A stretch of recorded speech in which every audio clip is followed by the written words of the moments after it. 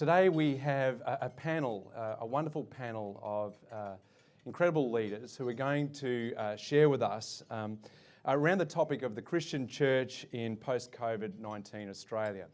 And let me make some introductions to you, and then we'll welcome them up to the stage. We have, first of all, as Michael has already introduced, Mr. Mark McCrindle from McCrindle Research, who is an award-winning researcher and author, well known across our nation for his and his organisation's commentary on social issues within our community. And over the last year, McCrindle have published 3 reports on how Australians are doing in this pandemic environment. And also another very significant report, which I had the privilege of participating in, around faith leadership within Australia and the future of the church within Australia beyond this year as well. We also have Dr. Justine Toe, who is a senior fellow with the Centre for Public Christianity, or CPX, who is a frequent commentator in Sydney Morning Herald, on the ABC and other news outlets, and occasionally hosts, God forbid, on Radio National, and who is a cultural commentator as well. She has a PhD in cultural studies from Macquarie University here in Sydney. And then finally, a wonderful friend of mine, Mr. Mike Gore, who is the CEO for Open Doors, which is an organisation that for decades now has been supporting Christians around the world who suffer for their faith, who, with their courageous Christian commitment, show remarkable resilience, often in the face of enormous opposition to publicly declare their faith in Jesus Christ. And so we're going to be talking with these 3 wonderful people about what the future might look like, what the opportunities, the challenges that are in front of us as believers in Jesus, as we seek to serve our neighbour. So would you welcome Mark, Justine and Mike as they come to the platform. Thank you.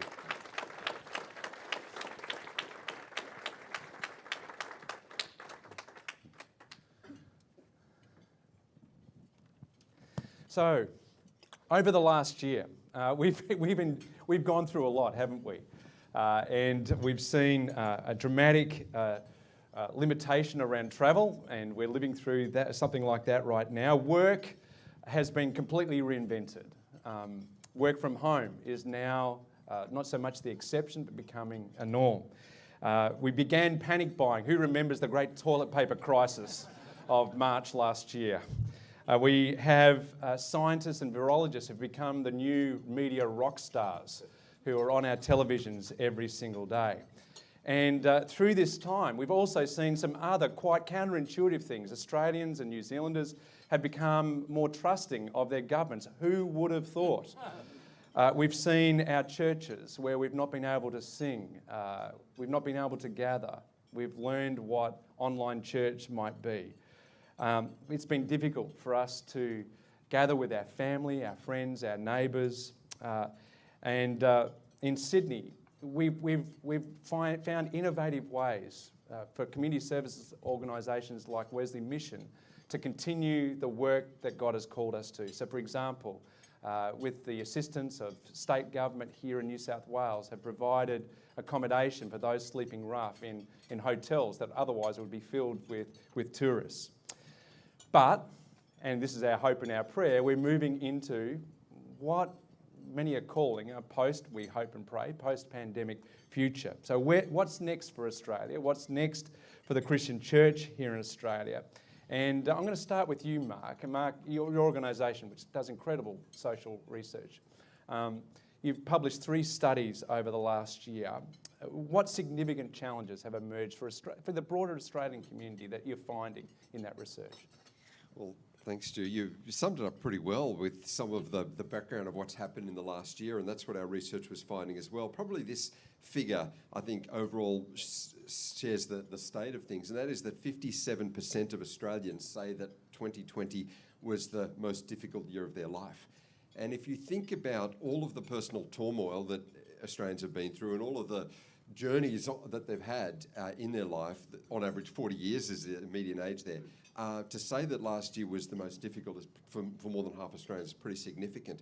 We saw as we tracked, the pulse of Australians through the year, we saw early on the number one feeling was vulnerable.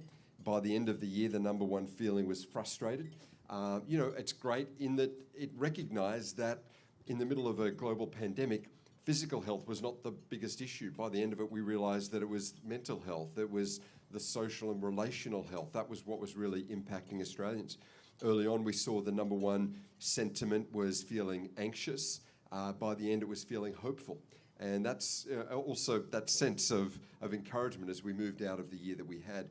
And so as we looked at Australians, this sense of resilience was probably the dominant characteristic that emerged. 4 in 5 Australians said that they felt resilience, that they could overcome through the year that we had. And 2 final points on that I think highlight the resilience and the dawn in the dark days that we've had. Firstly, Australians really showed themselves to be compliant, as you said. We really came together as a community. We often think of this nation as being individualistic, but actually we showed ourselves to be more collectivist, thinking of others, listening to the experts, following their advice. Not a whole lot of conspiracy theories got a lot of traction in the year.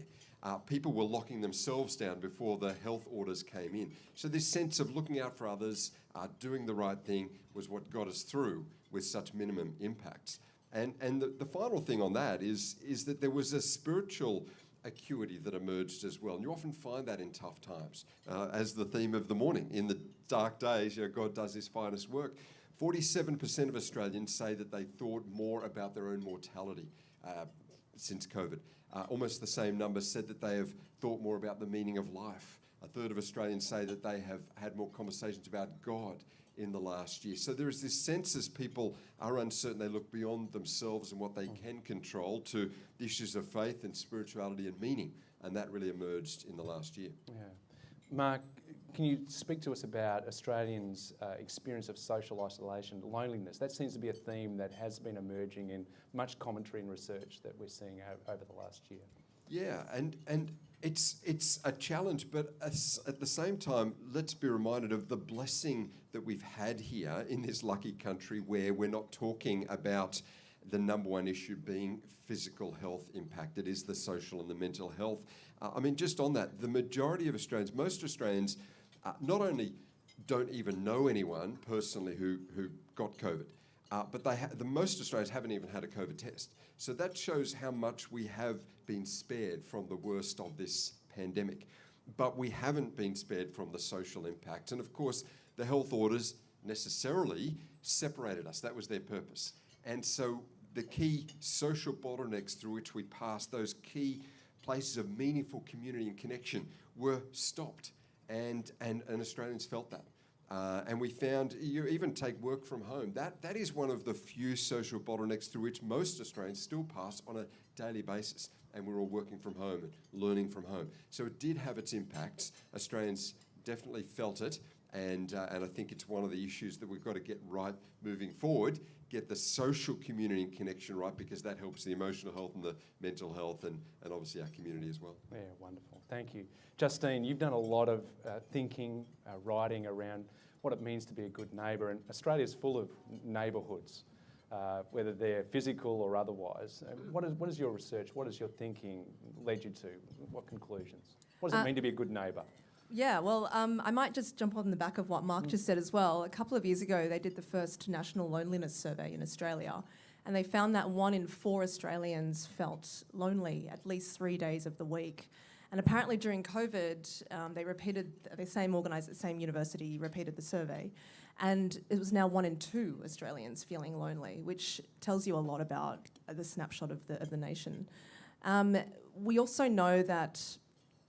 So Hugh Mackay, Australia's most beloved social researcher, sorry Mark, has said that something like 88 or 90% of Australians are happy that there's a church in their neighbourhood, which I think is quite extraordinary, because if you think about it, the public profile of the church, the capital C church as an institution, has taken quite a beating in the last decade particularly, and yet that same negativity doesn't attach to the local church.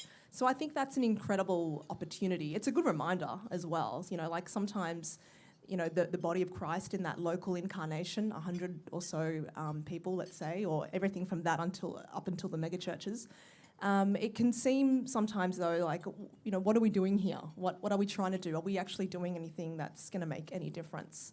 But it is a real encouragement to think that Australians, even if they may not want to go to church necessarily, but they still feel happy that there is a church there. So as I said, there is an opportunity for churches to think about ways that they can engage with their communities and provide that social glue, because that's what the research shows as well, that the church, particularly because it's not a collection of people who are there purely because they're the same income level or the same education level or anything like that. The body of Christ is supposed to be diverse and be able to join people across many different types of situations in life. And so, yeah, there's people there to be able to connect with their neighbours, and not just people like them, but to reach out to others unlike them as well. So that's just a taster of, that. Wonderful. And of course, Mike, we're part of a global village, a global community, and Open Doors, as I said, for decades has been working with the church around the world, and there's much for us to learn. The theme of resilience has come up in what Mark has talked about. What can we learn from our sisters and brothers overseas about what it means to be a truly resilient people? Yeah, look, I think that if we're looking back over the last 12 months that we're talking about, I guess this morning predominantly, is that I've always thought that the persecuted church, they're some of the greatest spiritual mentors that you could ever want, right? Because they're people who by name have overcome the bonds of cultural oppression to remain sort of courageously close to Jesus.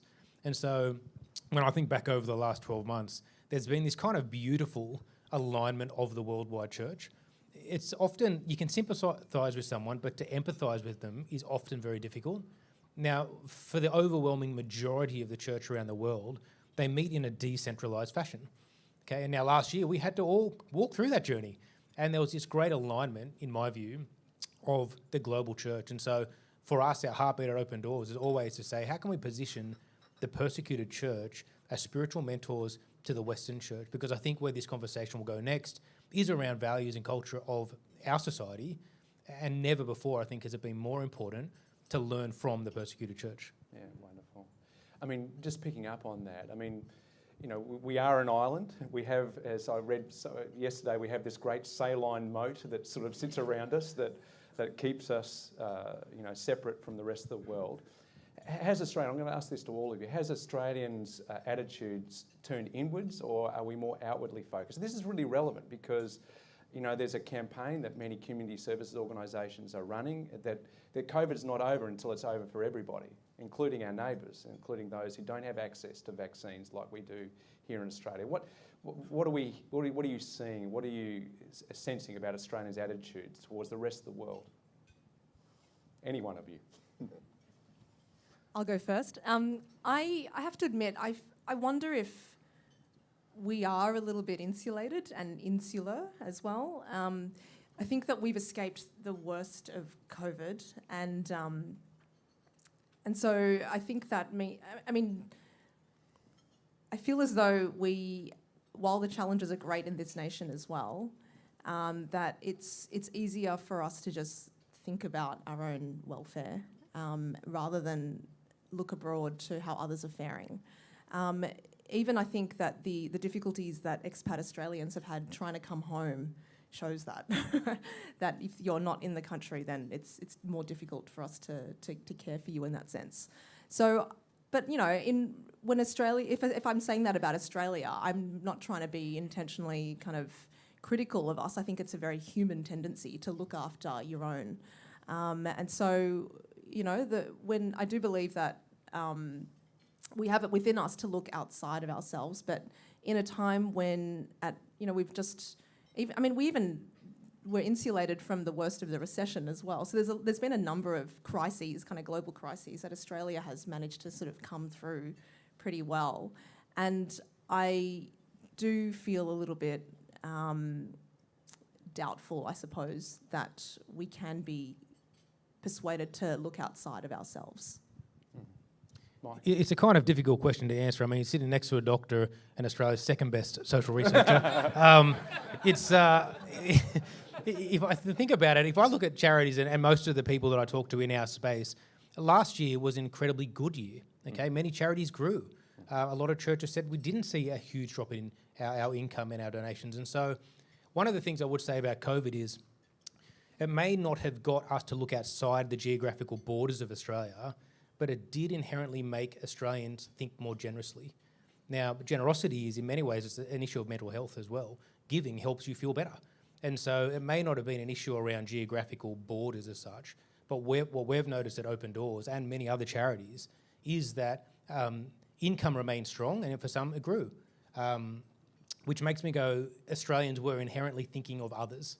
Okay, now it may not be bound by geographical borders, but the income that we receive does help people overseas. So I'm not sure that Australians woke up thinking, I care about countries around us, but they did start to see other people and know that generosity was a link to helping people. And a year like we've had further highlights to Australians just how blessed we are, you know, in the Aussie parlance, the lucky country, you know, and it's reinforced that once again. Are we a lucky country? Well, we are, and we use that term because everyone knows they're not self-made, you know, it's through community, it's through the help of others, and just through good providence or luck, as Australians may say, that we have yet again skipped the pandemic. You know, we skipped the worst of the GFC. We have avoided the worst of, you know, what we see around the world. And Australians do feel a sense of that and do feel an obligation to help. We do get a sense of that on occasion where they dig deep and do give. The Asian tsunami was a phenomenal one where if you just look at the private givings of Australians, it averaged $5 per Australian. We compared that to the US where it was $3 per US citizen and about just under $1 for the UK. So there is this sense, particularly in our near neighbourhood, Australians feel the sense of that. Justine's exactly right. Australians do prioritise, we have that phrase, look after your own backyard first. We constantly hear that in our research. But there is a sense that it's first. It's not just look after your own backyard. It's make sure we're looking after people locally, but then we move to our region and then hopefully beyond. But I think the goal would be to further nurture that, the sense of that care for others that we see in Australians, that sense of global mindedness, to nurture that so that we can see more of it. It's interesting. I mean, someone said that a crisis doesn't so much form character as it reveals character. And that's true for both individuals as I think it is for nations. And I'm going to shift things a little bit now and pick up around our Easter theme. I mean, Justine and Mark, you've recently, just very recently, published some research around Easter and around Australians' view around the person of Jesus and the events of Easter.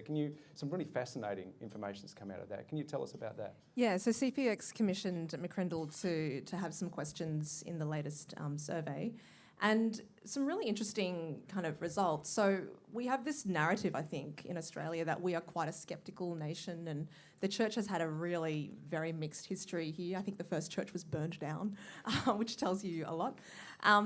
But yeah, so we asked some questions around, as we were surveying Australians' openness to a range of spiritual phenomena.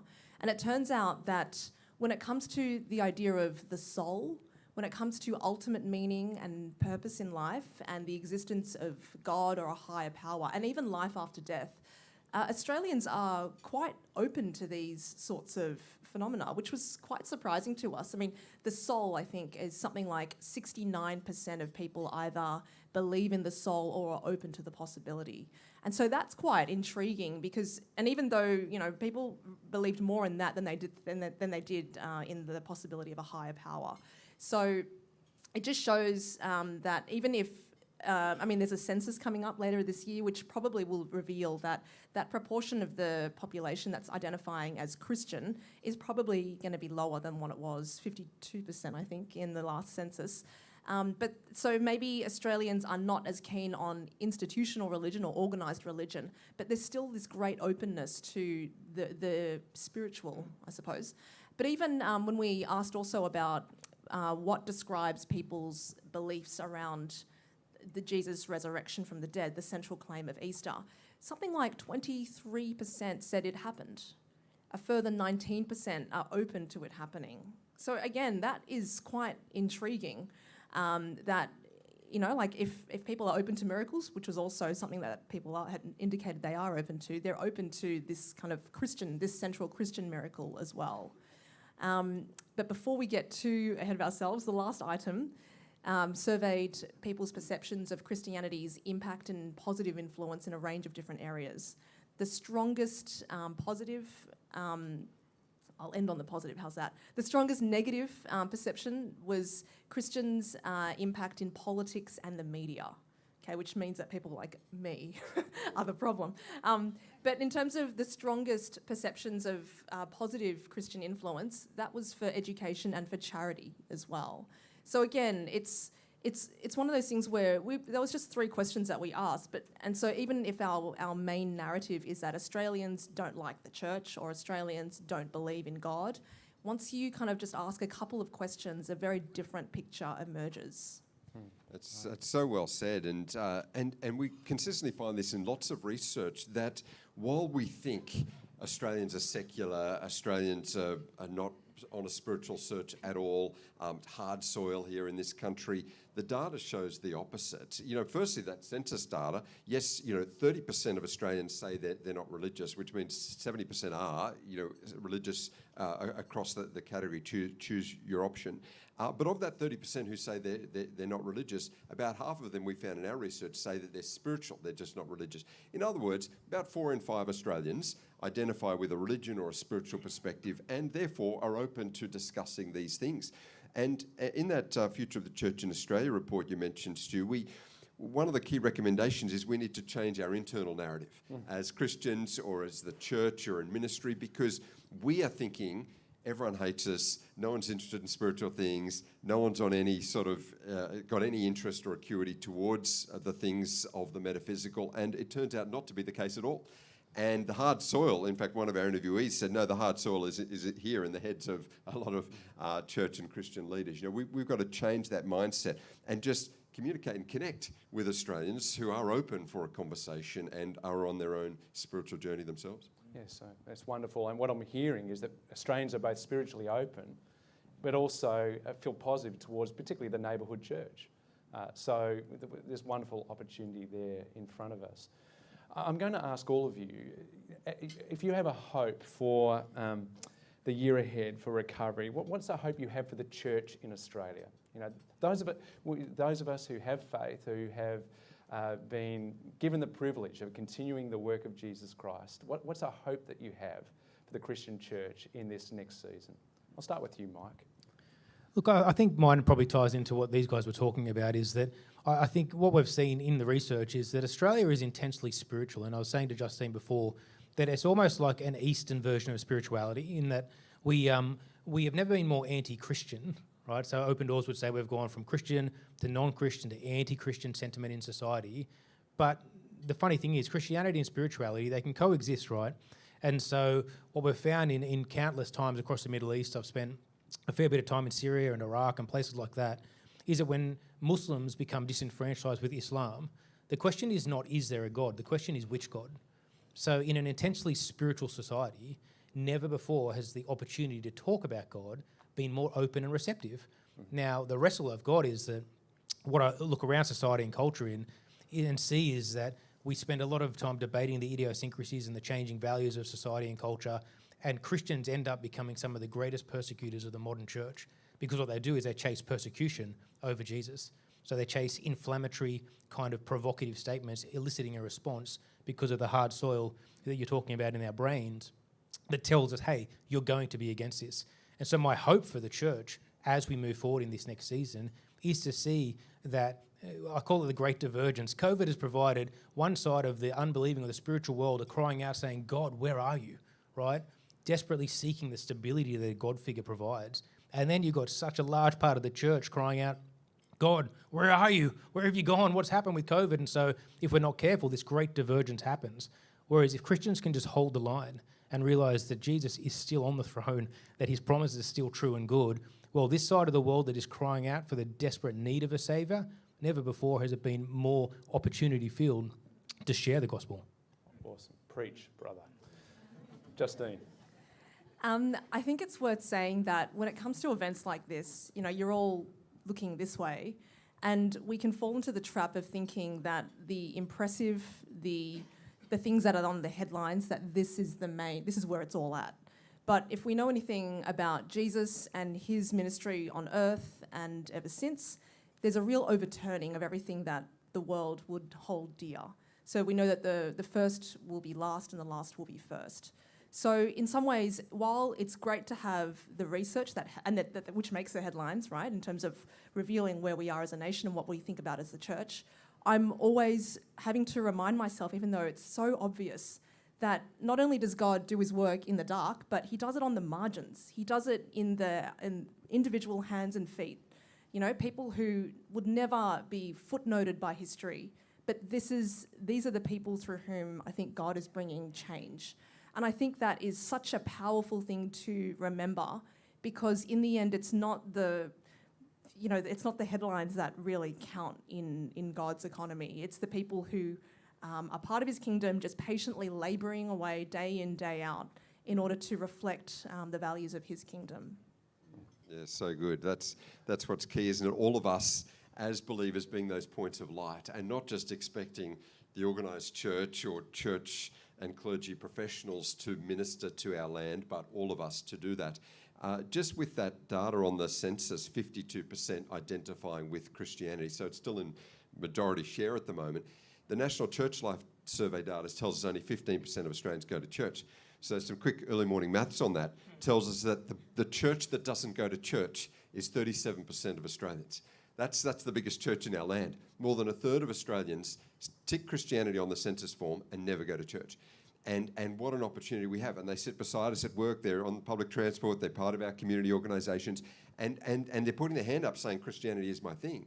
And yet they're not connecting in any community sense around that. And what an opportunity and, I think, obligation we have to connect with those people. And they're not going to be met by just church leaders because they're not coming in the doors of church. It's up to all of us to minister to them, and from there, I think, beyond to our broader community. One last question for all of you.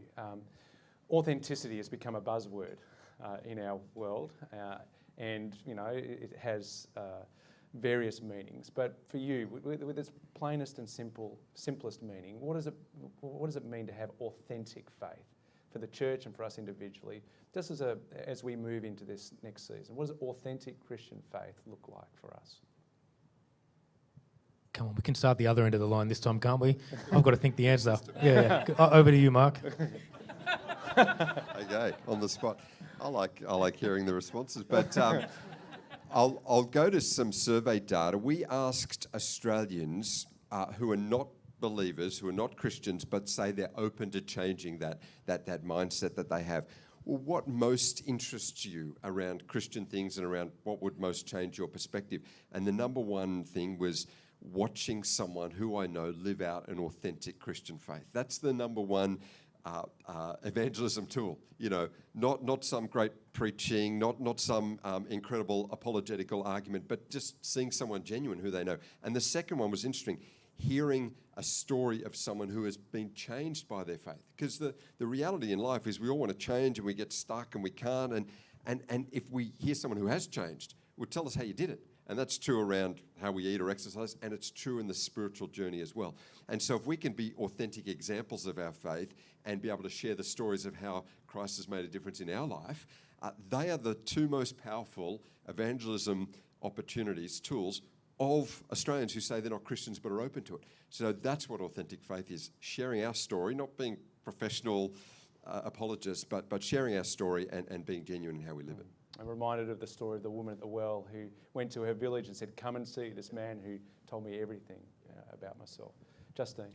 I think an authentic Christian faith is one that is pastoral. Because I think, I don't know, like last year with all the, think about how President Trump managed the pandemic and how you had Jacinda Ardern was even Australia's favourite politician, turns out. There's something in, and even like when you think about Scott Morrison and how he wanted to go to Hawaii during the bushfires, and people were like, no, this represents an evacuation of leadership, right? And then now, and in terms of the current crisis embroiling the nation in terms of the treatment of women and women's frustrations with the current leadership, I think that what is lacking here is a pastoral sense that leaders should inhabit. That it's their job by leading is to also be caring for their constituency and the people who are on the ground. So I think care is fundamental to Christianity. And so that's why I think having a pastoral care for the people that you're responsible for, I think that is also authentic Christianity. Wonderful. Thank you. Mike, you get the last word. Okay. Look, I think for me, the two things that come to mind are, I remember being in Central Asia. It's a part of the world that I love, meeting with a believer over there who said to me, Mike, did Saul love God? A really, really fantastic question. And I sort of thought the normal answer is no, he was a persecutor. He said, well, man, Saul knew God back to front. He loved God. He knew the law like you wouldn't believe.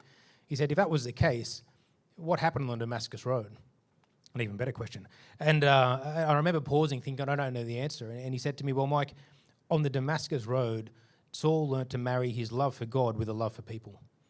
Right? And I think that for me was the essence of Christian authenticity, was that too often we do one or the other. We're either all about the law and the head knowledge of the Bible and not about people, or we're all about this kind of people-based faith without the law.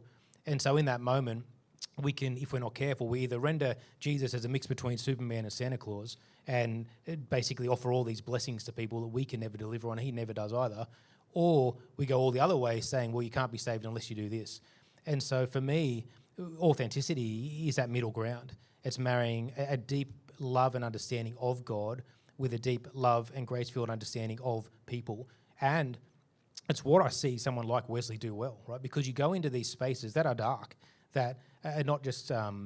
they're parts of the world where churches often say don't go, or, man, can you really be there? Homelessness, or with prostitution, or whatever it is. But you go into that space with a middle ground and you say, hey, we have an intense love of God, but we have a true heart for people. And so authenticity for the next season in Australia ensures that pastors and leaders are discipling their congregations into a deep and trust-filled understanding of God and a desperate love of people. Wonderful. So intense love of God and a true love for people. Wonderful word to finish on. Would you thank Mark, Justine and Mike